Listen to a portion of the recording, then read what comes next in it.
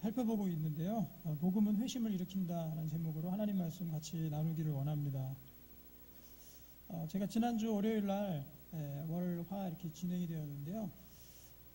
이 서울 명일동에 있는 그 명성교회라고 여러분들 아시죠? 김삼환 목사님이 심무하시는 명성교회. 거기에서 하는 다음 세대 교회 학교 엑스포에 잠깐 다녀왔습니다. 이틀 동안 진행이 됐는데요. 제가 이틀 다 가진 못하고 그냥 화요일 날 오후만 점심 먹고 그다음에 이제 오후만 이렇게 다녀오게 되었습니다.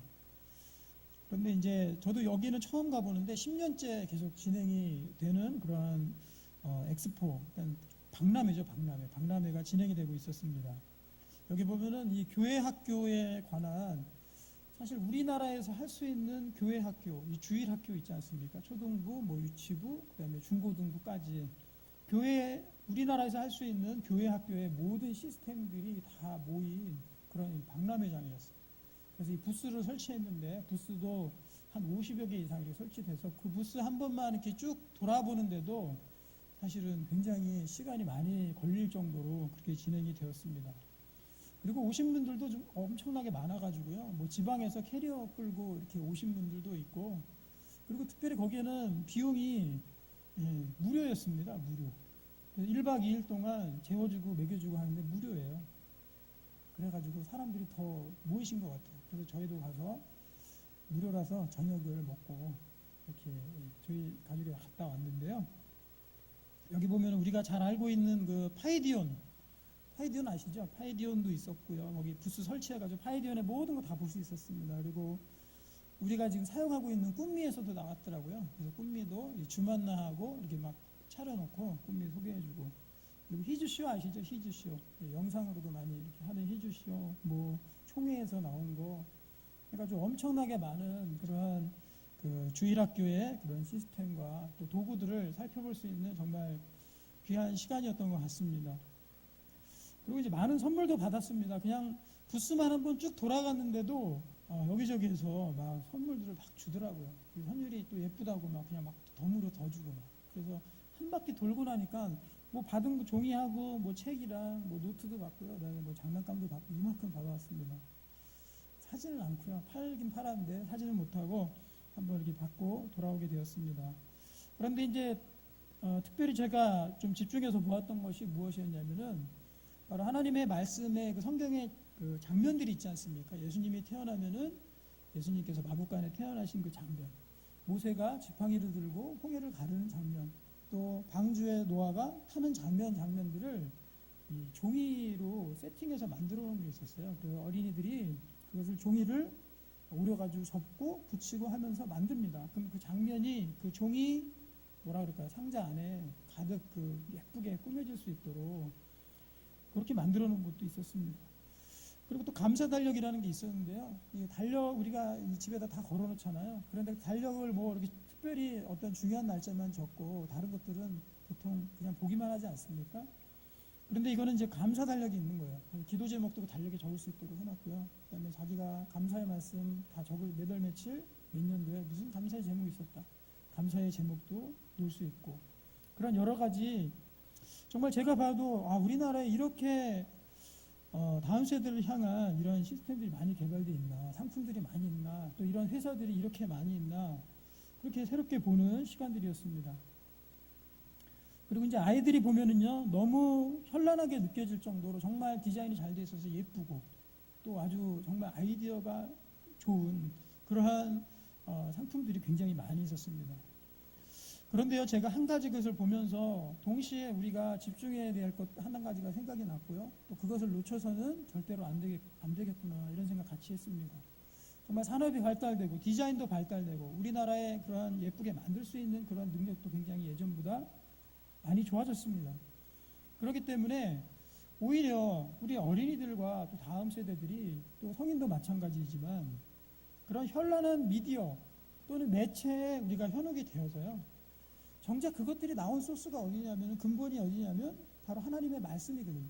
다 말씀과 성경, 정말 흰색의 종이에 검은 붓으로 먹으로 써놓은 그 단순한 성경 말씀, 그 문자 말씀, 하나님이 주신 말씀을 통해서 나온 것들에서 우리가 거기에다가 어떠한 미디어를 입히고 또 색상을 입히고 꾸미고 또 책으로 만들고 오리고 붙이고 또 만드는 이런 과정들을 통해서 또 다른 그 매체를 만들어 놓은 거거든요.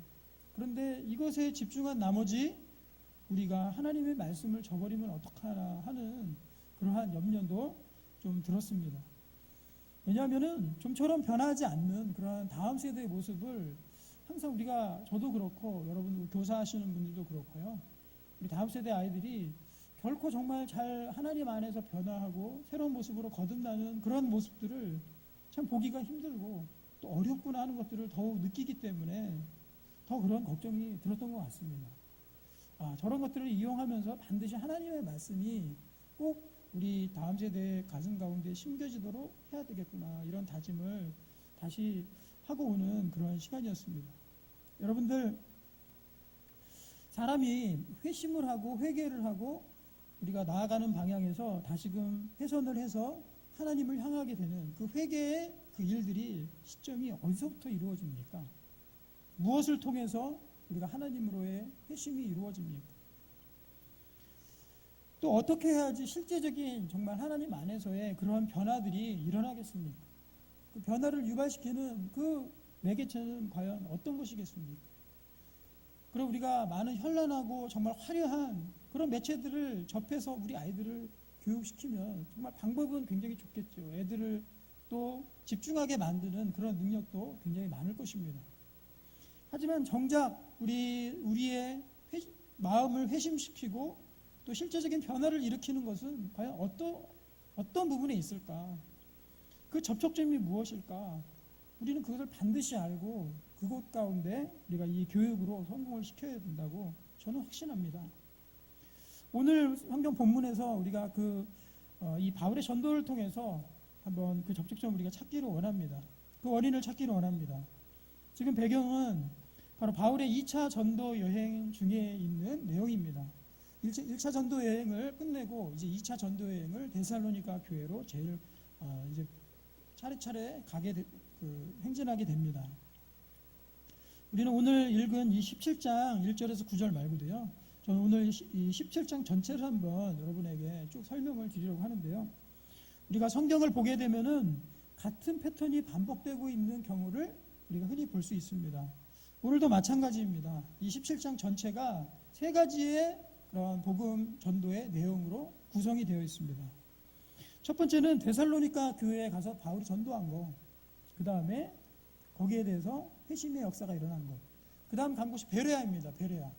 베레아에 가서 사도 바울이 하나님의 말씀을 전한 것, 또 회심의 역사가 일어난 것, 또 극심한 반대가 일어난 것, 마지막으로 아텐, 여기서 우리 아덴이라고 나오죠.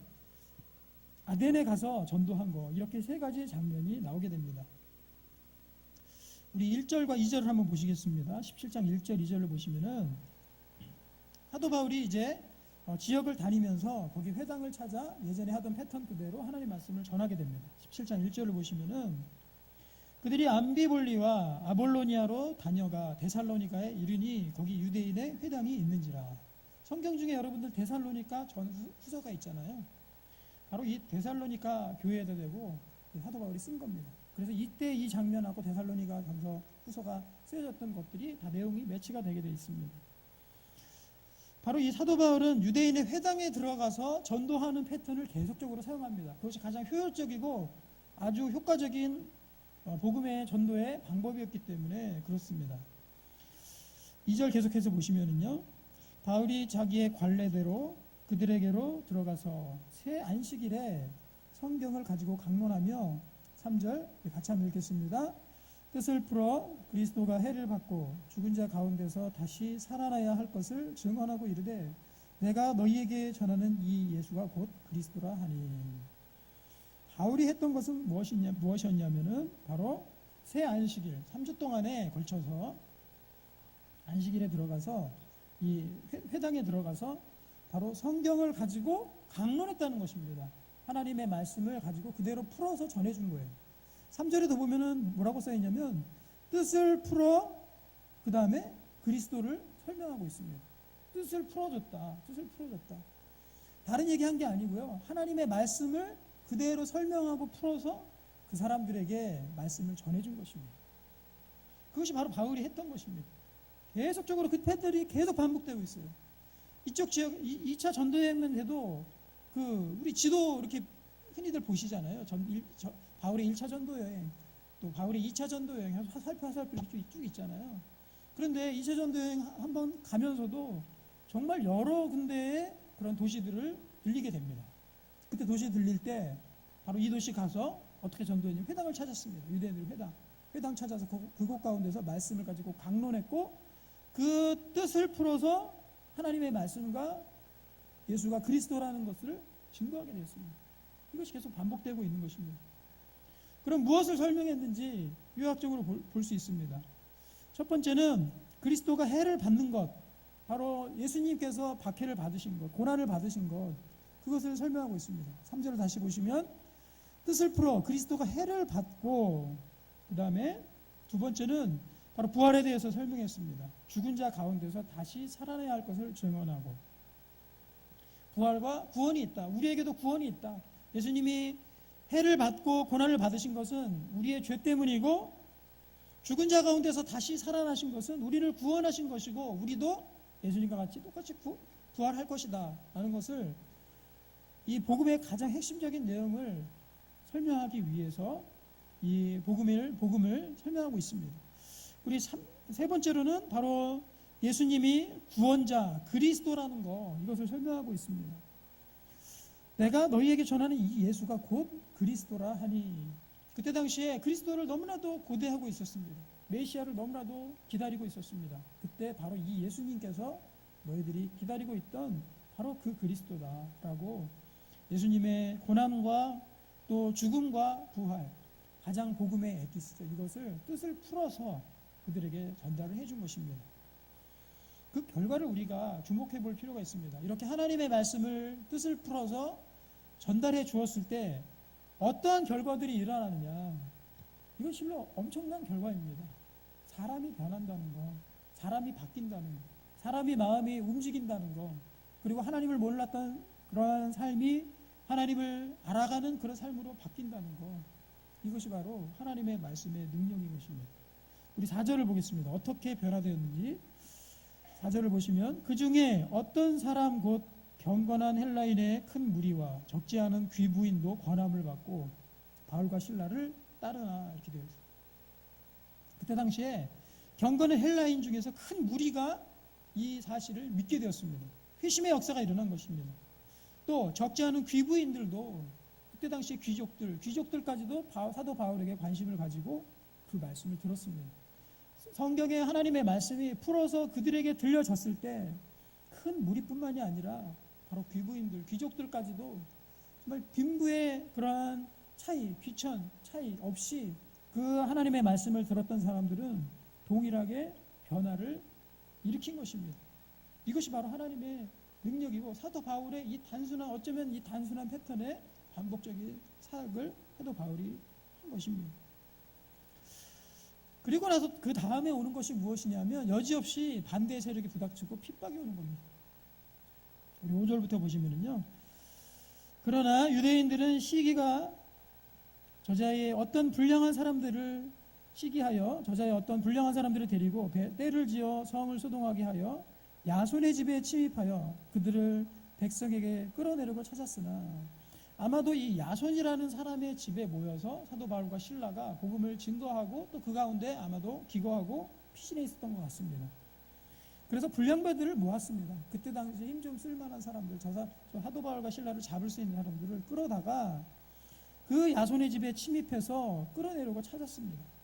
6절을 보시면, 발견하지 못함에 야손과 몇 형제들을 끌고 읍장들 앞에 가서 소리질러 이르되, 천하를 어지럽게 하던 이 사람들이 여기도 이르매 야손이 그들을 맞아 들였도다. 이 사람들이 다 가이사의 명을 거역하여 말하되, 다른 임금고 예수라 하는 이가 여기 있다이다 하니, 무리와 읍장들이 이 말을 듣고 소동하여 야손과 그 나머지 사람들에게 보석금을 받고 놓아주니라.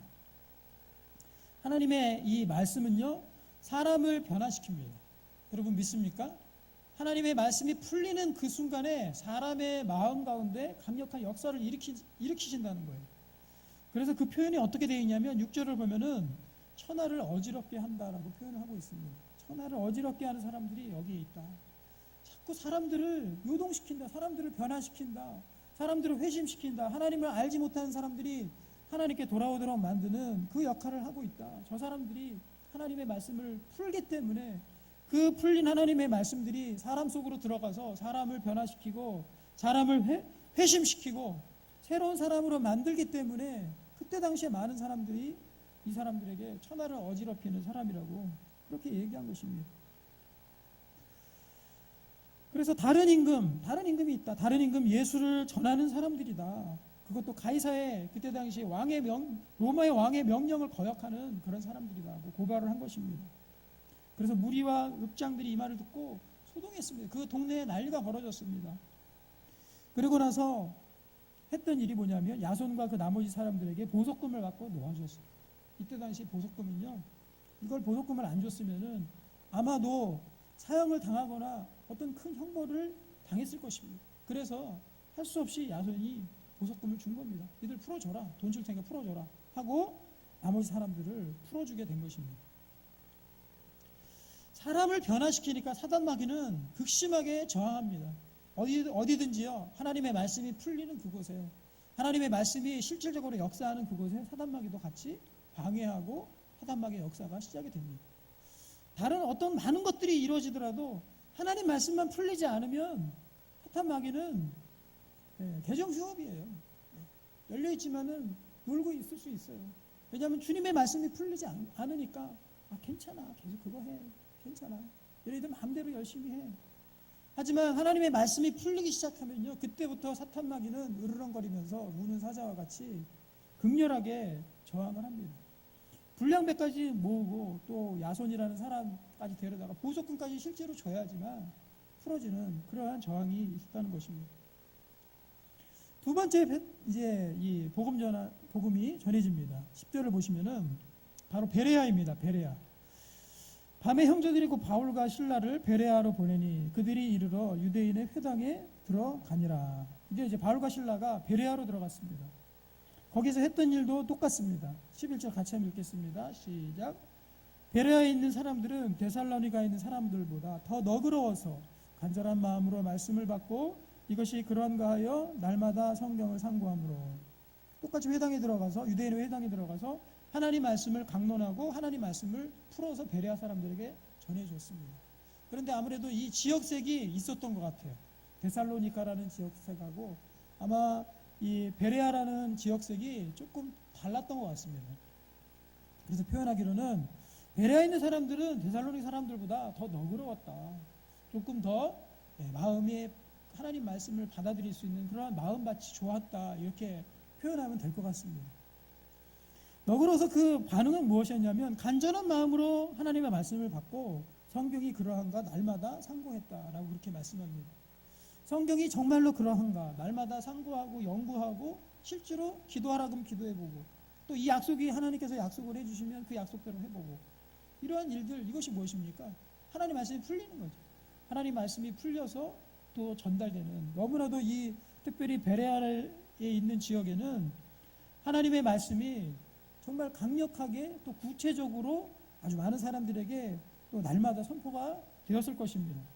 그래서 이 베레아에 있는 사람들에게 있어서의 또 결과가 있습니다. 결과를 보겠습니다. 어떤 결과가 있었는지 성경을 상고한 결과입니다. 12절을 보시면 그 중에 믿는 사람이 많고 또 헬라인과 귀부인과 남자가 적지 아니하나. 이 중에 믿는 사람이 많아졌다. 회심의 역사가 일어난 겁니다. 하나님 말씀이 풀리는 순간 회심의 역사가 일어났고 또 헬라에 있는 그런 여기서도 귀부인이 등장하죠. 귀족들이 듣게 되었습니다. 또 많은 남자들이 적지 않다. 많은 사람들이 그 마음 가운데 불일 듯한 그런 하나님의 역사들이 일어나게 된 것입니다. 그 즉시로 또 다시 그 다음에 어떤 패턴이죠? 세 번째 반대죠. 반대. 사탄의 저항, 극렬한 저항입니다.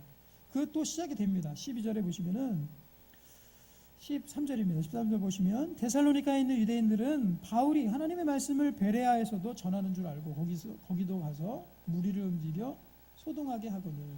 이 데살로니카에 있는 사람들이 아마도 지독한 사람들이 많이 있었던 것 같습니다. 아마 이 베레아까지 뛰어내려와서 거기서도 바울이 전하는 것을 아마도 들었던 것 같습니다. 그래서 여기서도 와서 바로 이 무리를 움직여서 격동을 시키고 그 말씀이 풀리는 그 장소에서 이 말씀에 대해서 저항하기 시작합니다. 14절 보시면 형제들이 곧 바울을 내보내어 바다까지 가게 하되 실라와 디모데는 아직 거기 머물더라. 바울을 인도하는 사람들이 그를 데리고 아덴까지 이르러 그에게서 실라와 디모데를 자기에게로 속히 오라 하는 명령을 받고 떠나니라. 바울과 실라는요, 여기에서 바울은 또다시 바다로 도망쳤습니다. 또 다음 사역지를 위해서 또다시 도망을 치게 되었습니다. 그러면 이러한 정말 그러한 변화들이 일어나는 것들이 바로 이 아테네에서도 동일하게 있게 되거든요. 우리 16절을 보시면은 바울이 아테네에서 그들을 기다리다가 그 성에 우상이 가득한 것을 보고 마음에 격분하여, 아테네에는 지금도 그런 뭐 신전이나 여러 가지 우상들이 굉장히 많이 있었습니다. 뭐 그리스 로마 신화 하면서 여러 스님들이 등장하지 않습니까? 이곳에도 아마 그런 것들이 있었을 것입니다. 그것을 보자마자 마음이 격분했습니다. 열받은 거죠. 하나님이 이렇게 살아계시는데 여기에 이렇게 가득한 우상들은 무엇인가 하고 이 사도 바울이 마음에 격분이 일어나게 되었습니다. 그래서 더욱더 담대한 마음을 가지고 하나님의 말씀을 전하게 됩니다. 17절에 보시겠습니다.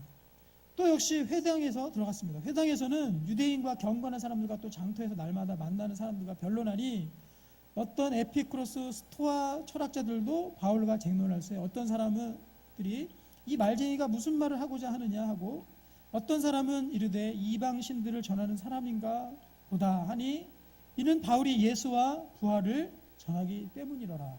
똑같이 하나님 예수님의 부활과 또 죽음을 전했습니다. 하나님의 복음을 전했습니다. 그럼 이 말을 잘하는 사람이 도대체 무슨 말 하나? 그때 당시에 사실 굉장히 관심이 많았거든요. 아테네에서. 더욱더 듣게 되었습니다. 그래서 19절을 보시면 그를 붙들어 아레오바고로 가며 말하기를 내가 말하는 이 새로운 가르침이 무엇인지 우리가 알 수 있겠느냐?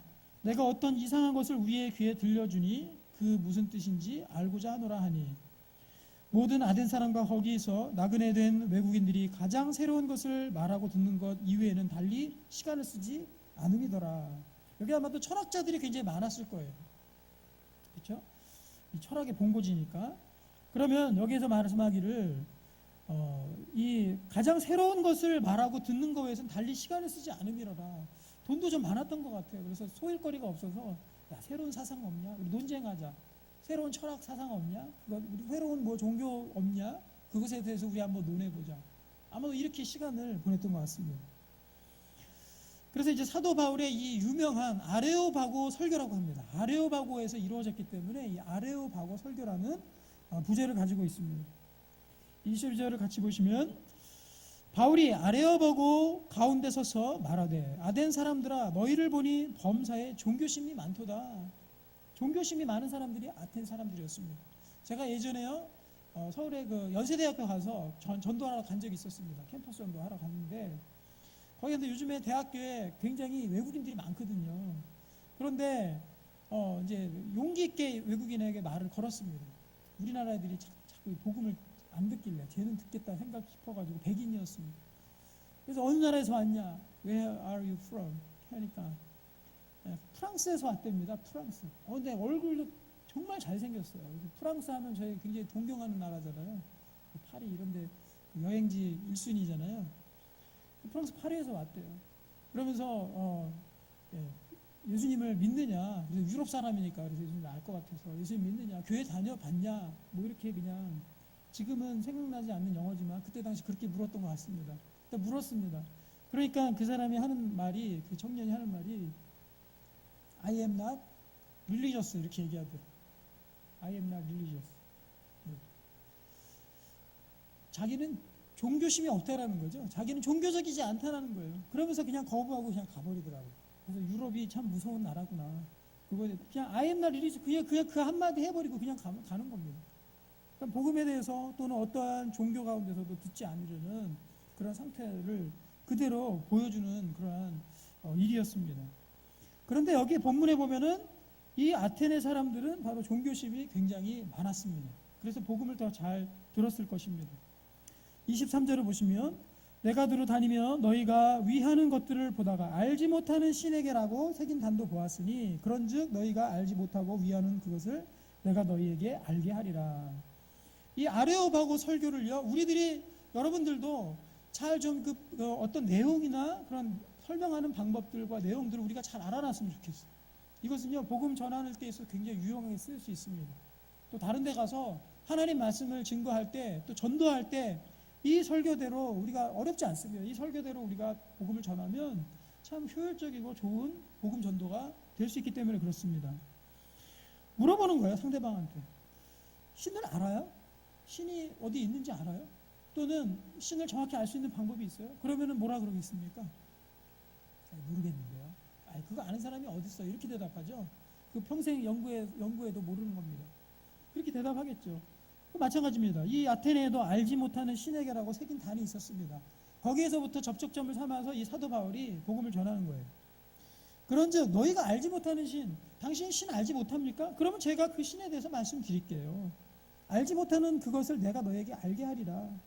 그리고 설명을 하는 겁니다. 어떻게 설명하냐면 24절을 보시면 우주와 그 가운데 있는 만물을 지으신 하나님께서는 천지의 주제이시니 손으로 지은 전에 계시지 아니하시고, 보통 우리가 하나님 하면은 어떤 우상을 새겨놓습니다. 신 하면 우상 새겨놓고 거기다가 절하고 거기다가 빌고 그런 일들을 반복합니다.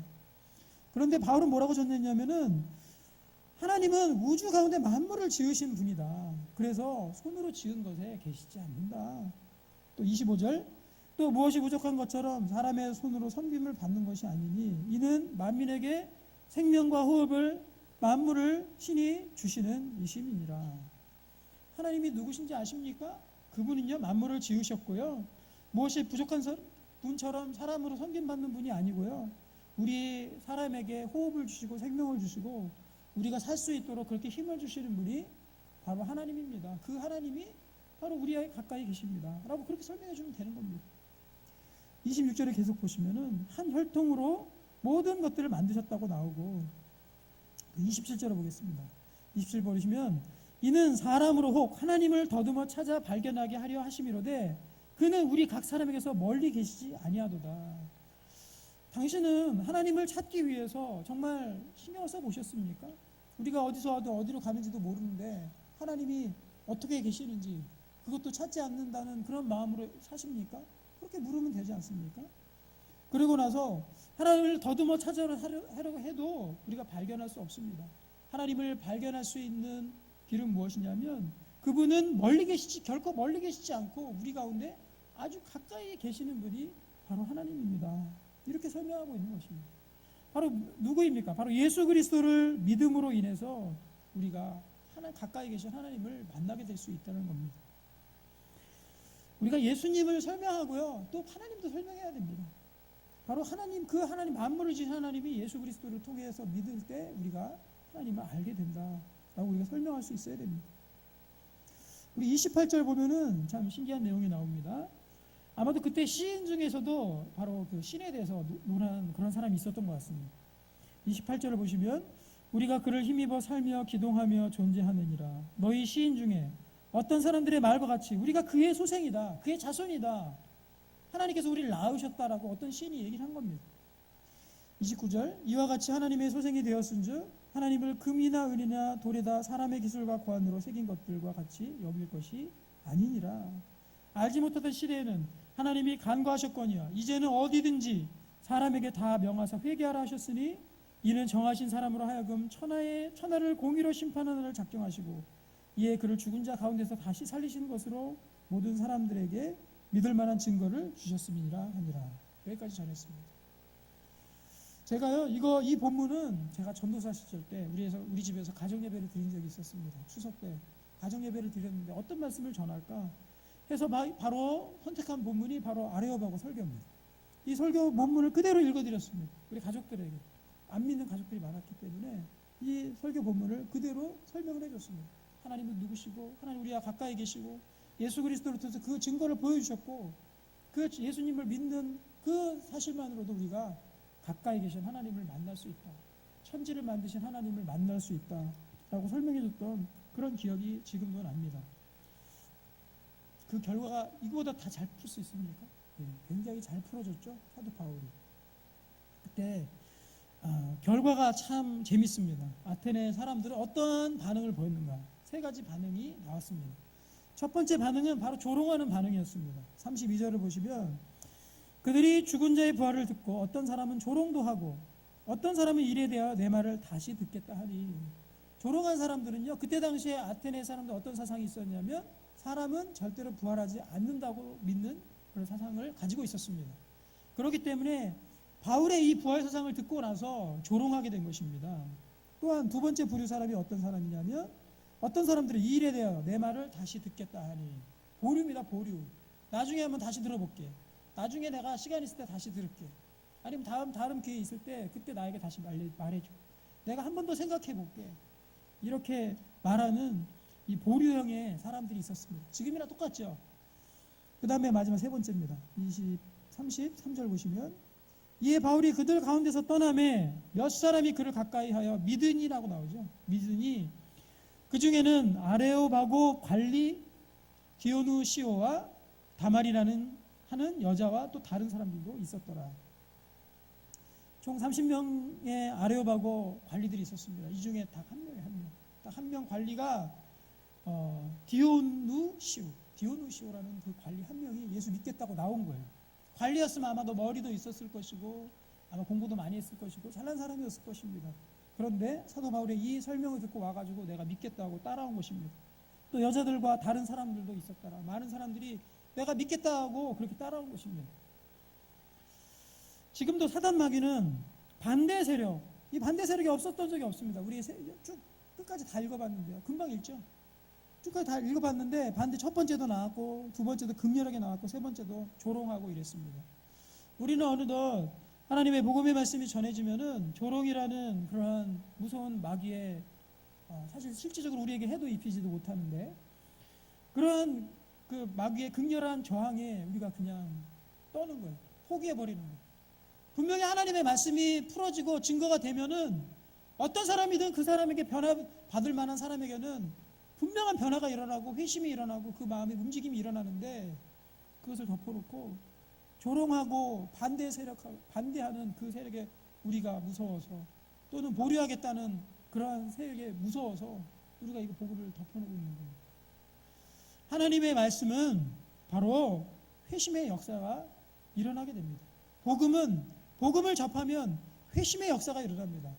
하나님의 말씀이 풀어지고 접하는 그 역사가 일어나면 바로 변화하는 우리의 심령이 변화하는 그러한 역사가 일어난다는 것입니다. 우리가 이 놀라운 사실을 가지고 왜 하나님의 말씀을 덮어놓고 있어야 되겠습니까? 덮어놓고 믿으라고 해야 됩니까? 그럴 수 없는 것입니다. 우리는 반드시 하나님의 말씀을 풀어야 되고요. 하나님의 말씀을 열어야 되고 그것을 누군가에게 전해야 됩니다. 말씀이 분명히 이러한 말씀 자체가 일한다. 말씀이 일한다고 한 성경 구절이 있습니다. 시편 107편 19절 20절에 그렇게 되어 있습니다.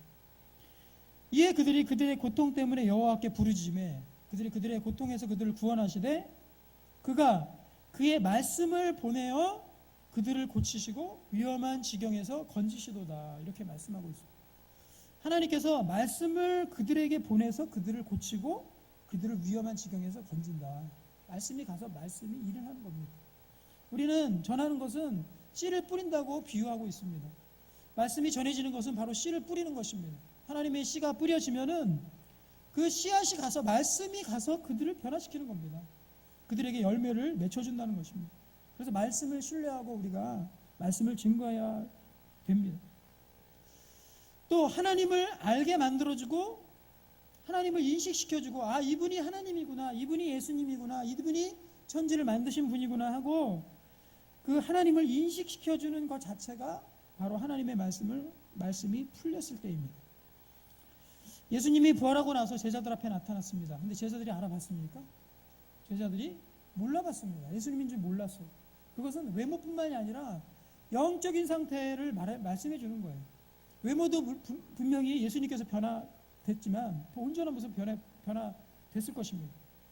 그리고 그 처참했던 모습하고 바뀌어져 있었을 것입니다. 그래서 뭐 다른 옷도 입고 이렇게 있으면은 예수님 몰라볼 수도 있을 텐데 영적인 민감성입니다. 영적으로 무뎌져 있었기 때문에 제자들은 이미 도망쳤고 예수님이 떠나버렸기 때문에 영적으로 예수님을 알아볼 수 없었던 그런 상태에 있었습니다.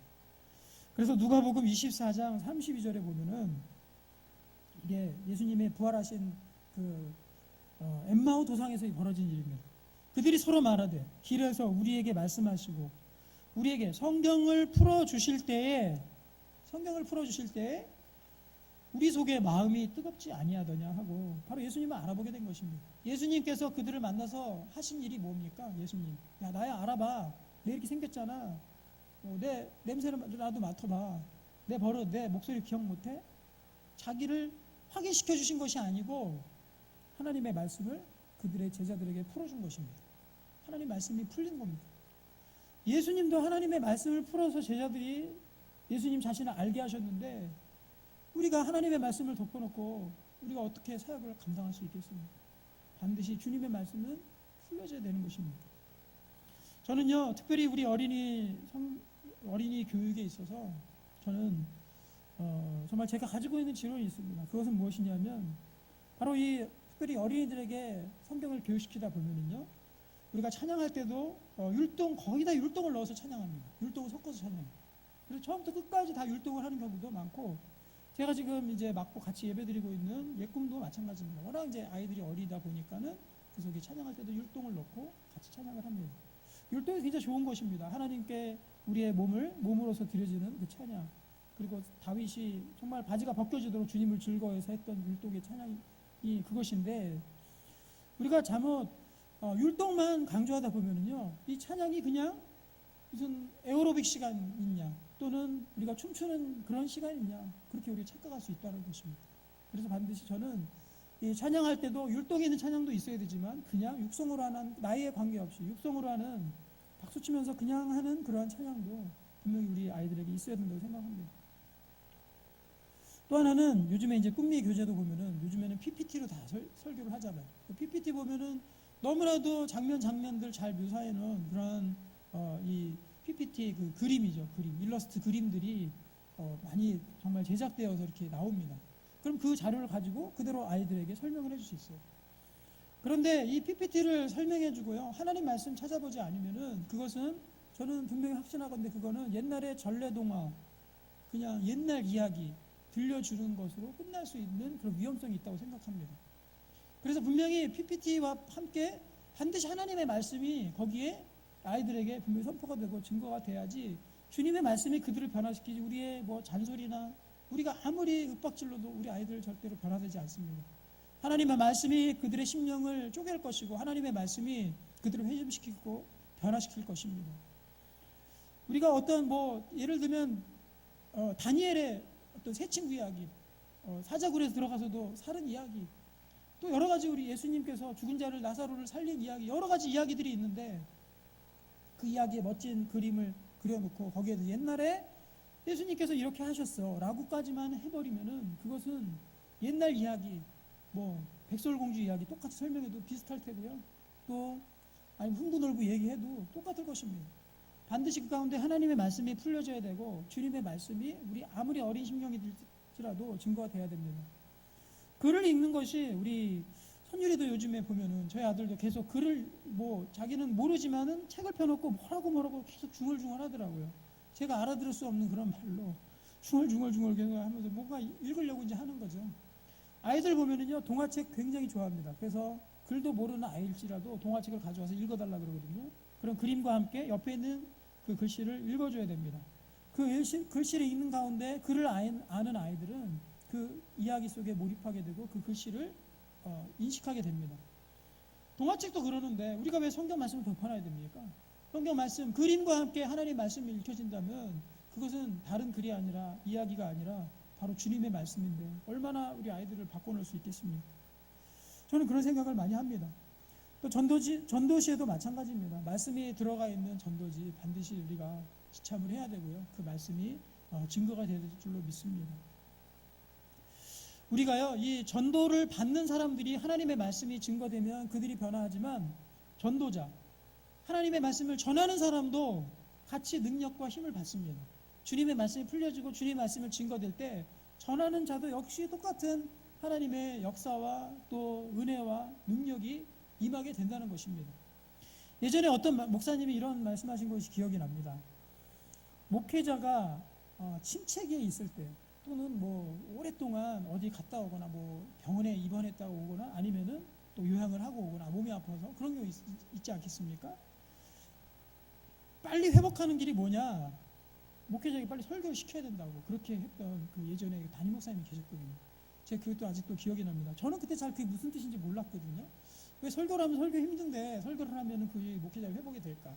뭐 이렇게 생각했는데 그 말씀이 바로 오늘의 말씀이라고 저는 생각이 들었습니다. 바로 목회자도 마찬가지입니다. 하나님의 말씀이 잘 증거되면은 목회자 침체되어 있을지라도 목회자도 회복이 되는 거예요.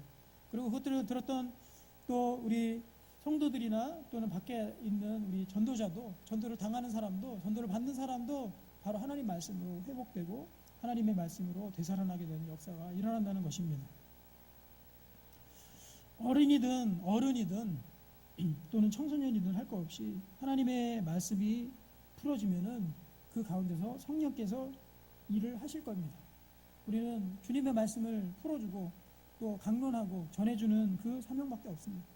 그 사명을 감당했을 때 어떤 사람은 조롱하고 어떤 사람은 믿지 않을지라도 분명히 하나님께서 예정하신, 우리 예정론을 믿잖아요. 하나님께서 예정하신 그 사람에게는 반드시 하나님께서 믿음으로 변화시켜 주시고 회심의 역사가 일어날 것이며, 또 오랫동안 교회를 다녔을지라도 믿음이 좀처럼 생기지 않는 사람들, 믿음이 연약한 사람도 하나님의 말씀이 풀어지고 하나님의 말씀이 증거되었을 때 바로 그 가운데 강력한 믿음의 역사가 일어나고 하나님의 힘을 받고 주님께서 회복과 능력을 주실 줄로 믿습니다.